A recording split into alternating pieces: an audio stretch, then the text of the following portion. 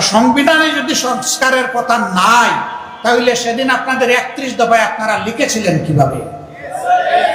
যদি নাই তাহলে আপনারা গণভোট চাইলেন কেন? যদি নাই তাহলে হা উঠে জনগণকে আহ্বান জানালেন কেন? এই সবগুলো হচ্ছে দ্বিচারিতা, নিজেদের দেওয়া ওয়াদার বিরুদ্ধে অবস্থান এবং জনগণের রায়কে অস্বীকার, অত্যাচার এবং অপমান করা। ইতিমধ্যে জাতীয় জীবনে কিছু সমস্যা সৃষ্টি হয়েছে। যে জুলাই আজকের এই পরিবেশ আমাদেরকে দিল, যেই জুলাই 2026 সালের 12 ফেব্রুয়ারির নির্বাচন এনে দিল, সেই জুলাই একসাথে দুটো নির্বাচন দিয়েছিল, একটি সংসদ নির্বাচন আর একটা গণভোটে নির্বাচন। দুই নির্বাচনে আপনারা আপনাদের মূল্যবান রায় প্রদান করেছেন। প্রথমটিতে যেমন ভাবেই হোক একটি দল তারা সংখ্যাগরিষ্ঠতা অর্জন করেছেন এবং সংখ্যাগরিষ্ঠতা অর্জন করার পরে তারা সরকার গঠন করেছেন। এখানে তারা বলছেন তাদেরকে 51% মানুষ ভোট দিয়েছে, কিন্তু গণভোটে সংস্কারের পক্ষে সংবিধানের যে সমস্ত আইনের কারণে এতদিন জনগণ অধিকার হারাচ্ছিল, ফ্যাসিবাদ কায়েম হয়েছিল, সেই জায়গাগুলো পরিবর্তন করে সংস্কার করার পক্ষে রায় দিয়েছে 68.1% মানুষ। এই গণভোটের গণরায় ইতিমধ্যেই সরকারি দল অস্বীকার করেছেন। আপনারা দেখেছেন সংসদে আপনাদের হয়ে আমি দাঁড়িয়েছিলাম, পয়েন্ট অফ অর্ডারে দাঁড়িয়ে জনগণের হয়ে আমি কথা বলেছি। মাননীয় স্পিকার আমাকে নোটিশ দিতে বলেছিলেন, কার্যপ্রণালী বিধির 62 বিধিতে আমি নোটিশ দিয়েছি। এটা গ্রহণ করে 2 ঘন্টা আলোচনা হয়েছে। আমরা আশা করেছিলাম, আমি যেমন গণভোটে হা ভোট চেয়েছি, জনাব তারেক রহমান তিনিও কিন্তু গণভোটে হা ভোট চেয়েছেন। গণভোটের এই দাবিটি আমরা বলার আগে তাদের নেতা সালাউদ্দিন আহমদ প্রথমে দাবি জানিয়েছেন যে গণভোটের মাধ্যমে এই সংস্কারের রায়কে আইনি বৈধতা দিতে হবে। আমরা সমর্থন করেছি। ভোটের দিন পর্যন্ত আমাদের অবস্থান ছিল এক, এখন যারা সরকারি দল, এখন যারা বিরোধী দল, কিন্তু ভোটের রেজাল্ট হওয়ার পরে তারা বদলে গেছেন।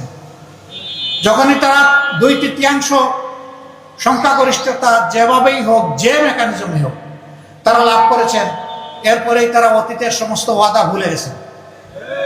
তারা তাদের দলীয় 31 দফা ইশতেহারের কথা বলেন, সংস্কারের কথা বলেন। ওই দফার প্রথম দফা হচ্ছে তারা যদি সরকার গঠন করেন তাহলে তারা একটা সংস্কার কমিশন গঠন করে সংবিধানে ওই সমস্ত ধারাগুলাকে সংস্কার করবেন যে ধারাগুলা অতীতে সরকারকে ফ্যাসিবাদী বানিয়েছে। আমরা এখন যখন সংস্কারের কথা বলি, সরকারি দল তখন বলে সংবিধানে তো কোনো সংস্কারের কথা নেই। তো সংবিধানে যদি সংস্কারের কথা নাই, তাহলে সেদিন আপনাদের 31 দফায় আপনারা লিখেছিলেন কিভাবে? যদি নাই তাহলে আপনারা গণভোট চাইলেন কেন? যদি নাই তাহলে হা উঠে জনগণকে আহ্বান জানালেন কেন? এই সবগুলো হচ্ছে দ্বিচারিতা, নিজেদের দেওয়া ওয়াদার বিরুদ্ধে অবস্থান এবং জনগণের রায়কে অস্বীকার, অত্যাচার এবং অপমান করা। যখন স্পিকার এই ব্যাপারে কোনো সিদ্ধান্ত দেননি, আমরা আশা করেছিলাম স্পিকার সিদ্ধান্ত দিয়ে বলবেন গণভোটের রায় গ্রহণ করা হলো। তিনি এইটা না বলে বললেন যে এই আলোচনা এখানে সমাপ্ত হলো, যেটাকে সংসদীয় ভাষায় বলে টক আউট।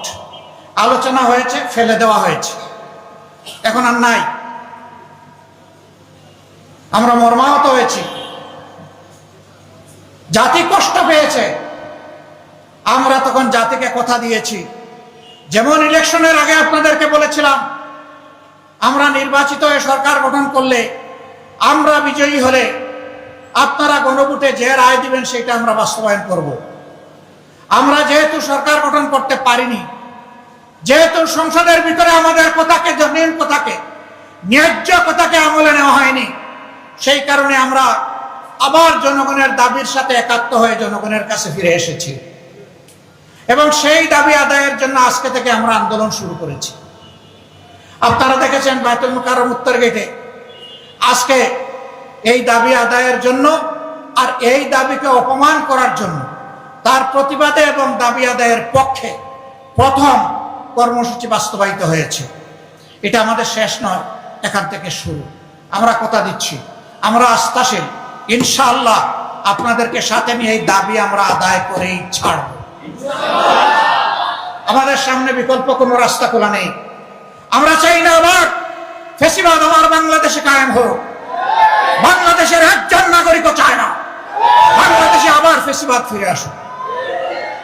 সুতরাং আমাদের অবস্থান স্পষ্ট।